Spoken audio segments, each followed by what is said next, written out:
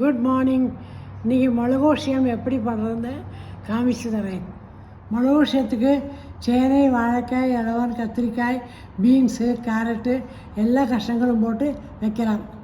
நான் இன்றைக்கி சேனை, மத்தன், இலவன், உருளைக்கிழங்கு, கேரட்டு எல்லாம் யூஸ் பண்ண போகிறேன். ஒரு கடாயில் வாசிப்பருப்பை சவுக்க வறுத்துங்கோ.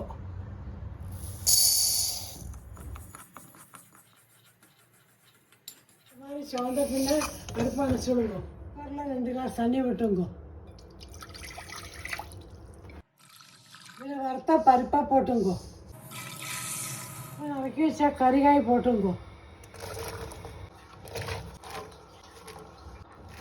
மஞ்சள் பொடி, மிளகு பொடி,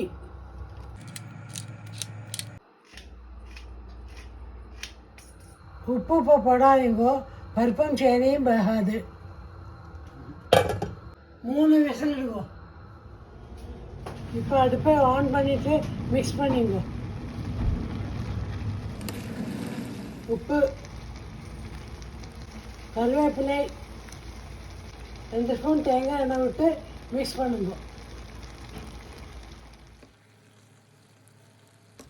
இந்த மாதிரி திக்காக இருந்தால் கொஞ்சம் தண்ணி விட்டுக்கலாம்.